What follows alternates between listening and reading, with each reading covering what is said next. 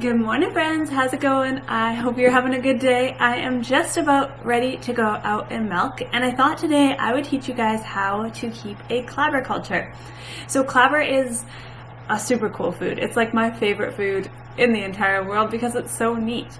So you can keep clabber culture as a cheese making starter culture, or you can also use it for a bunch of different things in your kitchen.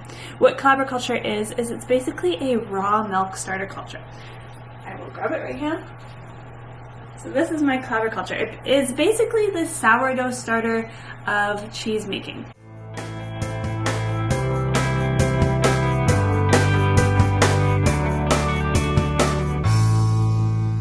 I take raw milk and I feed it every single day, just how you might feed a sourdough starter. You get a discard every single day. Most of this will become a discard.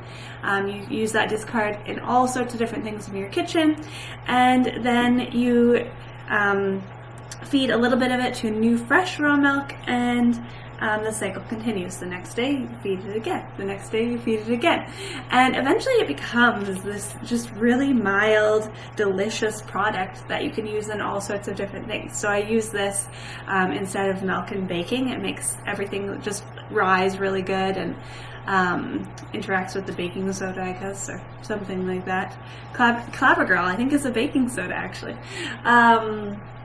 I use it as like a basis for dressings. I use it as a starter culture in my cheese making. I use it as a cheese itself. So I will take this and I'll strain it off into like a really yummy cream cheese, and then I'll make the best cheesecake you have ever had in your entire life. I will make that out of this. What else will I do with it? I can make like a big pot of it, and then I can make it into cottage cheese. So I have a cottage cheese video on my YouTube channel that talks about how cottage cheese is more of a method rather than actually a recipe. So you can use this clabber curd for that. There's so many things that I do with it. And if I just am not feeling the discard that day, I just throw it at my chickens and they just go berserk over it. They love it so much. So the difference between this clabber culture and just clabber that you're keeping out for your chickens, because a lot of people get confused between the two things. Because if you just leave milk on the counter, it will clabber eventually. 3 to 4 days in, it will clabber. And so this product is not a clabber culture. You need to take a little bit of that, you need to feed it to new, fresh raw milk, and once you do that, then you're on your way to starting a clabber culture. So in today's video, I'm going to show you guys how to start a clabber culture from scratch, how to keep it healthy, how to know when it's good for cheese making, why it's good for cheese making. So we're going to be talking about all that different stuff. But first, before I get started, I have to go down to the barn and milk and get my fresh warm milk, because clabber culture loves fresh warm milk. So that's what we're going to do right now.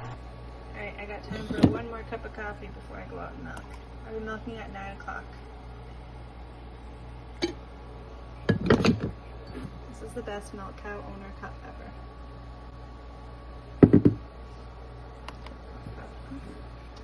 Coffee on the deck. All my canning from this week. Actually, okay. All my canning from this week. All Zach's canning from this week. Zach's been busy canning. He made all the pickles. And we've run out of room for all of our canning in the pantry. So now we've had to move to our bookshelf. Our bookshelf is now housing the canning. So I think we're gonna go, I'll move my cookbooks. These are all my cookbooks. I'll move them here, and then, yeah, we can put more canning there, and then we don't wanna go any lower than that because we're afraid the kids will accidentally knock it with like a ball or something. So yeah, we're gonna go these 3 top shelves, and maybe add an extra shelf in here. That's our canning shelf plan. And then we're also got plans for adding another shelf into the kitchen for more canning. You would think our pantry was big enough, but it's not big enough. Put a coffee in the deck.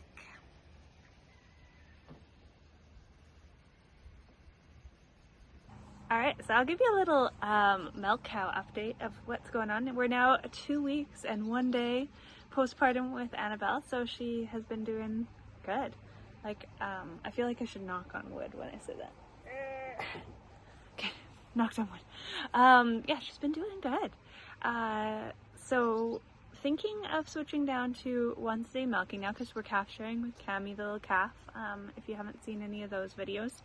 And so I've been keeping just Cammy on 24/7, still milking twice a day, which is something that I really recommend with any high production milk cow, just because that little newborn calf usually can't handle one milking all by themselves. Unless your cow is a little bit of a lower producer, but usually not. Usually you want to keep the calf on for at least 2 weeks and then kind of do an assessment, see if, you know, if they're actually being able to handle one of the milkings, and then you can go on to locking them up at night and then milking them in the morning and then letting the calf out during the day, drinks all day, lock it up at night again. So that once a day kind of milking schedule. You still have to go down once in the, twice, because you have to go down and lock them up, but you're not actually physically having to milk. So usually I say, yeah, wait 2 weeks at least, make that assessment. If it's no longer worth it to go down and milk where you're not really getting that much at all, then you can think about switching to that. Sometimes it takes up to 2 months before you can actually do that, depending on the calf and the cow and all sorts of different things. I've had it take 2 months and 2 weeks on the same cow in different lactations, just different calves, I guess. I'm not really sure why, because she produced the same, it must have just been different calves. She produced the same amount both times, but yeah, one calf was just way hungrier than the other, I guess. I don't know.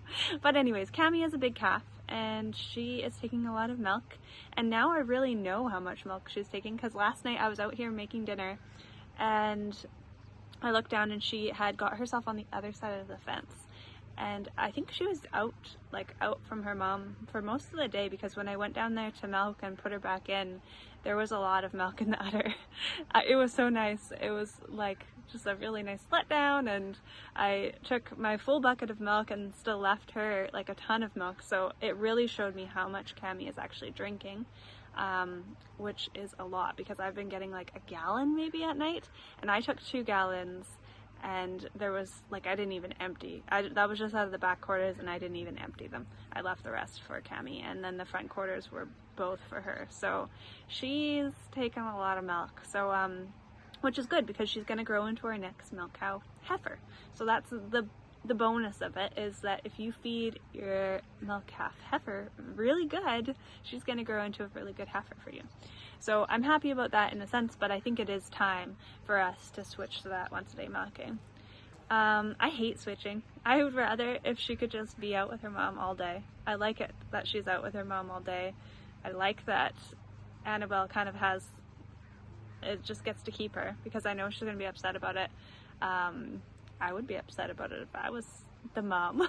But I have to distance myself from that a little bit and just be like, okay, she's still going to be able to see her all night.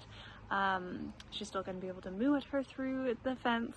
It'll be fine. They did fine yesterday, like being separated all day. I was surprised. I was up here making dinner and nobody was mooing at each other. They were just all just kind of content with Cammy being on the other side of the fence, and that's all it's going to be. So I'll probably start that tonight or tomorrow, thinking that. In other updates, I also made a mistake in that I didn't start halter training early enough with Cammy. So I waited at least a week before I started trying to put a halter onto her, and the reason I waited that long, which I normally wouldn't wait that long, was because I couldn't find my calf halter, because I got 2 little boys that like to play cowboy all the time, and I'm pretty sure they took my calf halter for some sort of game. So I couldn't find my calf halter, ended up having to go and buy a new one, so it took a week before I actually got a halter, and it's not gone great, because I've been down in the barn a lot by myself and I just can't catch her.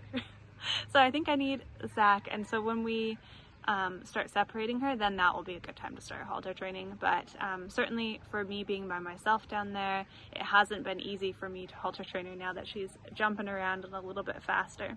So I wish that I had done that in like the first day or two, probably day 2 after she was born, probably would have been ideal, because, you know, then they're easy to catch. Yeah, but that's okay. Lesson learned. It will still be okay. I'll still be able to do it once we do start locking her up.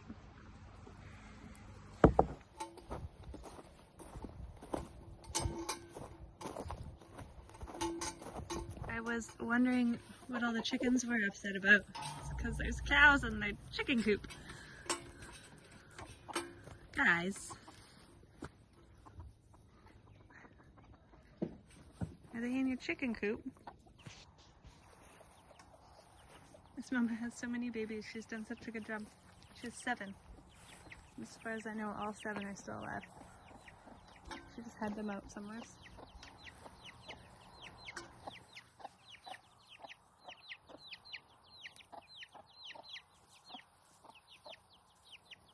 One, 2, 3, 4, 5, 6. Hold on. 1, 2, 3, 4, 5, 6. Yep. 6 as of today. Darn. She had 7.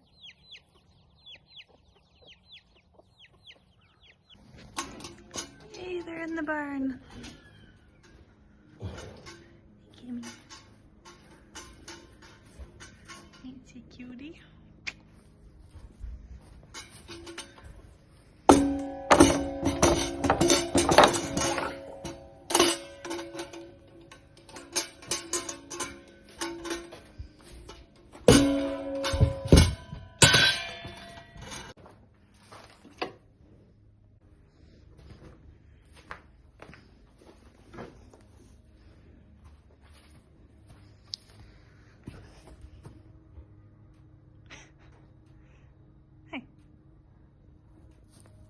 Reminds me of Puss in Boots.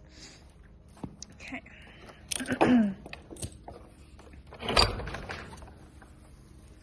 Close this.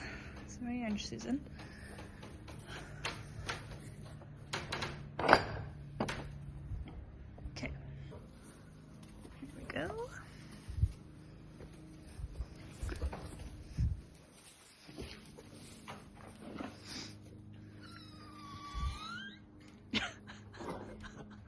Whoa, that was the stretch.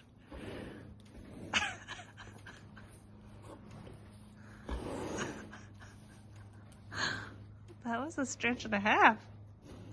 That's how I feel when I get out of bed. Alright. Cammy. Come on then.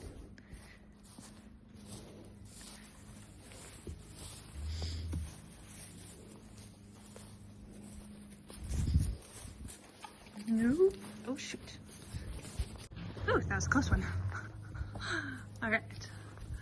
So, everybody's gonna go this way, and I'll separate her up from there. It's way easier to do that. Because then I can close this other gate.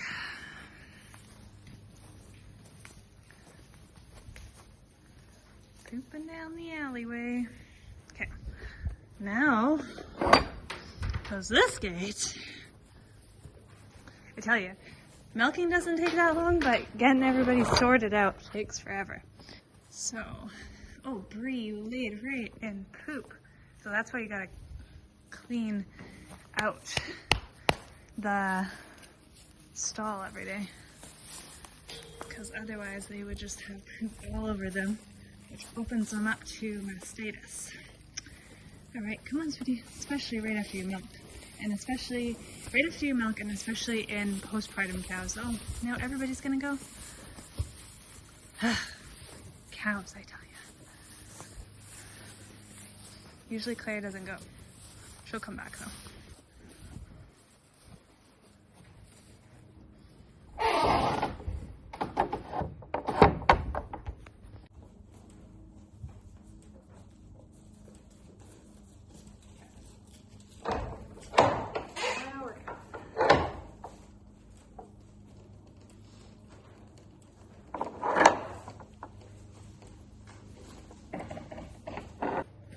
It's your guys' turn. Come on.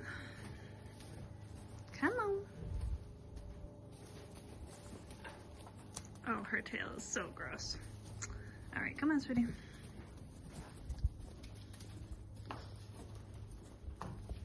This grass-only diet makes for not very nice poop. Come on, hun. Oh, look, that's from her tail. There's something over there, I think. Well, it's spilled milk. I know what it is. Hey, come on. And she likes it. Usually she just walks right in, but right now She's been chewing on whatever that is. Oh, she's disgusting. There's so much poop on you, Annabelle. We're gonna need a good wash today. Come on, hon. Come on. Come on. I don't want to touch anywhere on you. Good job, Cammy. Oh, she just got in my hair. Ugh. Alright. Not enough baby wipes in the world for this.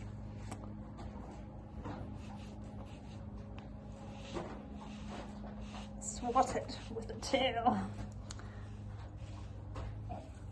So I'll definitely be changing my clothes before I make my clabber.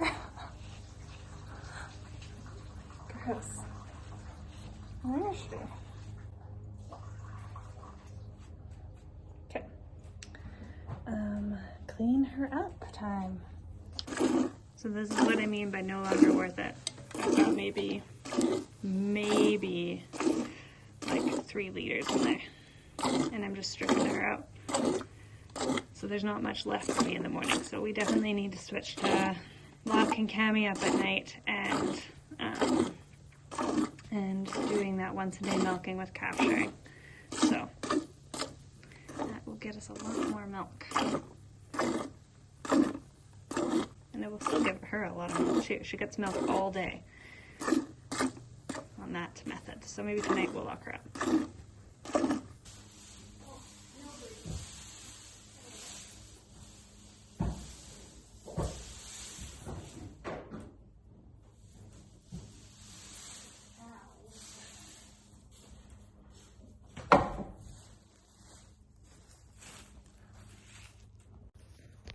Yeah, there's a cow in the water shed right now. Right. I have to go on this way. Hey, what are you doing? You gotta get out of here. Come on, out of here. What are you doing?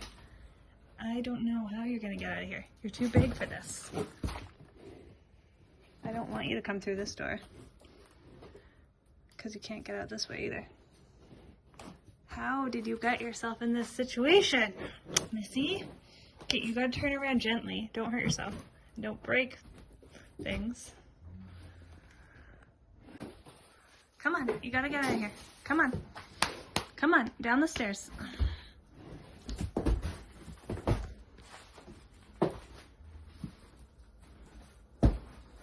Okay, just be very careful to getting down those stairs. Just careful. Good girl. Ah. Okay, heifers, I tell you. All right, all done the chores and ready to head up. See you guys tonight. See you later, Cammy. See you tonight. All right, so I'm up from the barn. I'm in my clean clothes now, and I'm ready to show you guys how to start a clabber culture. All right, so all of the equipment you're gonna need for clabber culture, you probably already have in your kitchen. I just like to use a nice clean jar. A coffee filter lid is really handy. You just need some sort of loose lid, a spoon, and then just something to keep your loose lid on. So if you're using like a pint jar or something like that, then you could just use the lid, the ring on it as well. But I just like to use that. You could also just have like a little crock. So I have a couple of these little crocks, and I keep clabber culture in them too. And the lid on these is loose enough to keep your clabber culture being able to breathe. So the purpose of the loose lid is just so that a little bit of air exchange can happen, which is going to help with the fermentation. So as we talked about, the one and only ingredient needed for making clabber culture is raw milk. So it has to be raw milk. That is the #1 rule. It has to be raw milk. If it's not raw milk, if it's pasteurized, if it's been treated in any way, it's not going to have the raw milk bacteria. And that is what we are counting on to be able to ferment our milk into clabber culture. So when you first start a clabberculture, all you're going to do is you're going to take fresh raw milk. It's preferably fresh and warm from the udder, but I know that not all of us have access to this. So whatever access you have to raw milk, you're going to take as fresh as possible, and you're going to take it and put it into a nice clean jar, and you're going to put a loose lid over top of that clabberculture, and you're going to let it sit on the counter until it coagulates. It's going to take about 3 days probably for this raw milk to coagulate. If your house is really cool, you can, or if you're dealing with cold milk, so if your milk is not fresh and warm from the udder, if it's been refrigerated prior, you can warm it up to like room temperature before you go ahead and put that lid, loose lid on, and that's going to help speed up that fermentation just a little bit. It's going to come to room temperature no matter what anyways, but if you are finding that your house is really cold, that might be something that you want to do. So then you're going to let it sit on your counter until it coagulates. When it coagulates, you might notice it right away, and you'll notice that it kind of looks like a yogurt sort of, but you might notice that it has started to separate from curds and whey, and this is common for the first ferment. That's not really good clabberculture to eat, but it's good enough to use to feed your next batch of clabberculture. I actually have one here that has begun to separate a little bit here. So you can see a little layer of whey there. So I would never use this one for cheese making because it's not good for cheese making at this point. But you can take this and you can feed it to new fresh raw milk, and I'll show you what it's actually supposed to look like. So this one's just one that I let go for a few days. I was trying to get it to a point where it would be really separated. Hasn't quite got there yet, but it's separated a little bit. So that is sometimes what it looks like when you first notice that it has coagulated. Okay, so once you notice it has coagulated, what you're going to do is you're going to take the lid off, and it should be just this nice jelly-like consistency. Looks like yogurt, really, what it looks like. And what you're going to do is you're going to take new fresh raw milk. So this is new fresh raw milk from this morning, and you're going to put some of that clabberculture into that new fresh milk. So usually I go about a tablespoon for a pint jar. I don't really actually measure, but tablespoon for a pint jar is probably what you're going to go for. You're going to mix it up, and you're going to take your loose lid again, put it on top, and now you're going to let this sit on the counter, and it's actually going to coagulate in 24 hours. Probably about 24 hours you're going to see coagulation on this. And then tomorrow when you see that it's coagulated, again you're going to do the exact same thing. You're going to take a little bit of that coagulated clabber, add it to new fresh milk, let it sit on the counter, 24 hours will be coagulated. As you can see, you do get a lot of discard from it. So this complete jar here is all of my discard. If I was going to be making cheese today, I could use this discard as a culture for my cheese making. But I'm not going to be making cheese today, so I'll just put this in the fridge and I'll use it throughout the day. So grandmas used to keep sour milk on their counters. You know, most of the old recipes that you'll read, they'll call for sweet milk or sour milk. So this sour milk is a very beneficial product. You can use it in baking, you can use it as like a thickener in sauces. You can use it as a base for dressings. I'm going to make a smoothie with this later while I edit this video. I'm just going to throw this into the blender with a bunch of frozen fruit. So it really becomes this nice mild product that tastes good, it tastes delicious, and it's just so easy to make. So your first few feedings, when you're first getting your clabberculture going, you might notice that it doesn't taste quite right yet. But the more and more you feed it, the more feeds you go down the line, the better it's going to start to taste. I usually recommend waiting at least 3 feedings before you're going to go on and use this for cheese making. Alright, so now I want to talk about using clabberculture in cheese making a little bit.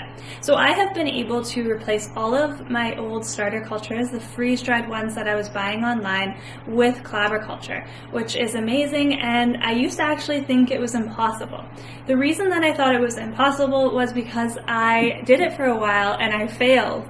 I did it wrong, and I ended up having a ton of really gross bad cheeses that didn't taste good, that I ended up walking to the compost, and it wasn't good, and so I kind of swore off the idea that clabberculture could work for cheese making.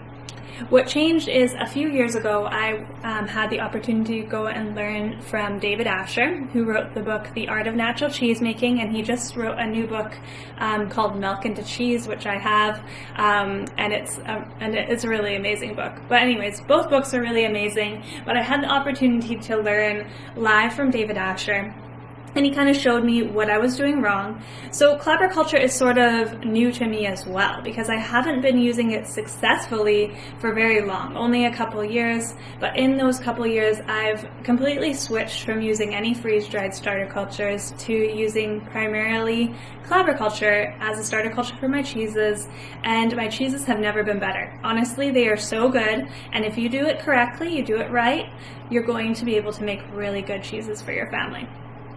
So I'm going to talk a little bit about the science behind how clabber culture works in cheese making, why you want to make sure that it's good, all of those different things. So the first rule of thumb when you are using clabber culture for cheese making is that it has to be good quality.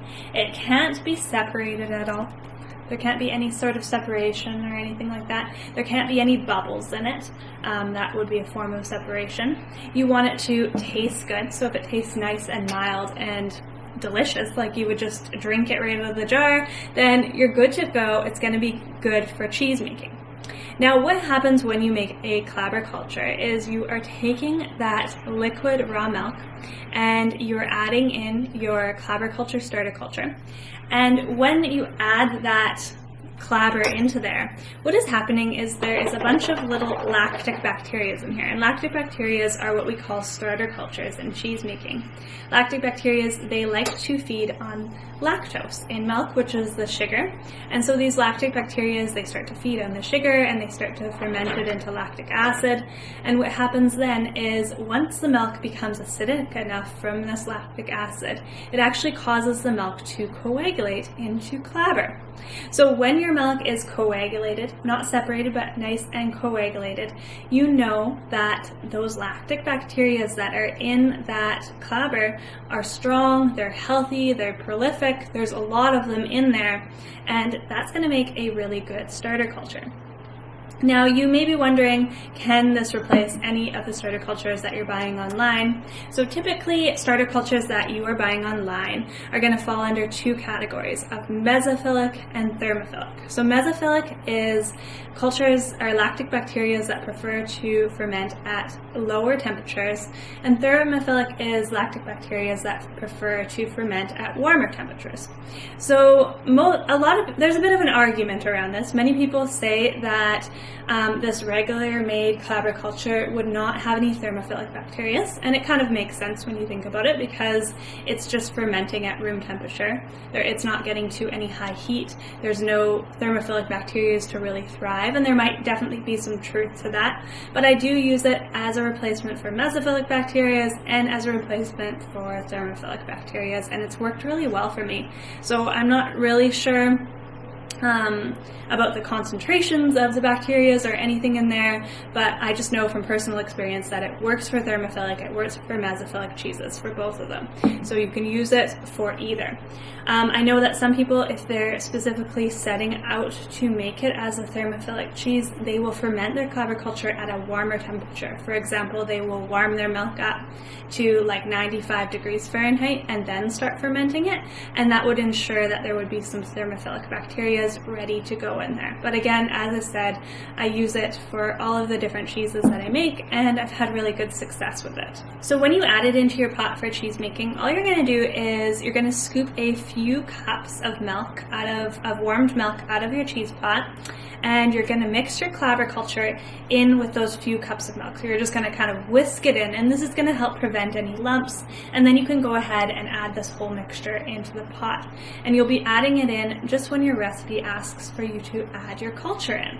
The rule of thumb is you want to be using a 1/4 cup of clabber culture per gallon of milk that you're using. So for example, if you are doing a 4-gallon batch of cheese, you're going to be using 1 cup of clabber culture. Now, just like with the sourdough starter, which the principle of keeping a clabber culture is very, very similar to keeping a sourdough starter. So just like a sourdough starter, if you get tired of feeding it, or if you don't have access to fresh milk that week, or whatever it is, you can actually take this and move it to the refrigerator for a week. So when you move it to the refrigerator, you want it to be coagulated. If it's coagulated, that's good. You're just going to put a lid on it. You're going to put it into the fridge, and after a week, you can pull it out and feed it to new fresh raw milk, and then you want to make sure that it becomes coagulated before you move it back to the fridge. I always recommend that you feed your clabber culture when bringing it out of the fridge at least 2 or 3 times before you use it as a culture for cheese making. So that would be just something that you would want to make sure that you're doing. You can also move it to the freezer. So one way that I love to keep a little safety batch of clabber is to put some clabber into ice cube trays. So you don't need to put a lot, but just some into ice cube trays. Once these freeze, you can pop them out and put them into a plastic bag or a freezer bag in the freezer.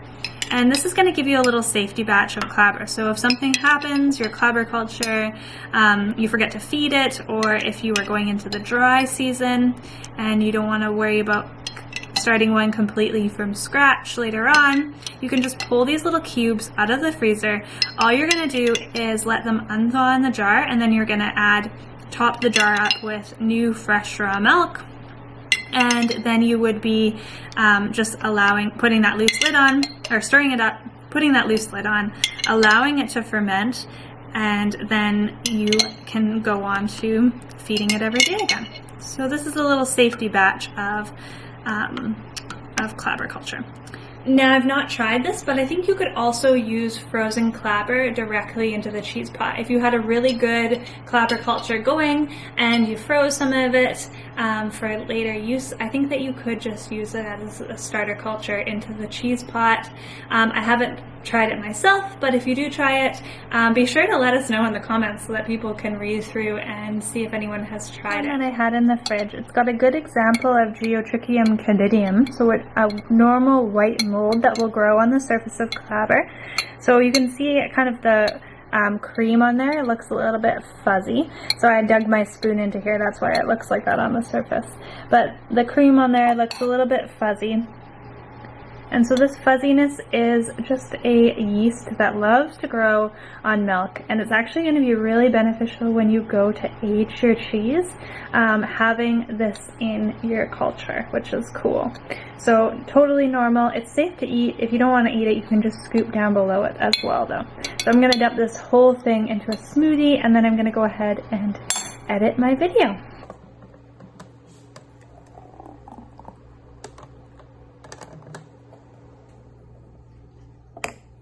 So I think that's everything I wanted to talk about in this video today. Thank you guys so much for watching this video. If you haven't subscribed to my channel before, just click subscribe down below. Make sure you like this video, because I really am trying to grow this channel and trying to post a video every Monday for the time being until life gets busy. But for the time being, trying to post a video every Monday. So I hope to see you guys back here next Monday, where we will be doing something with dairy or milk cows or cheese making. I'm not sure yet, but I would love to see you guys back here. Okay, bye!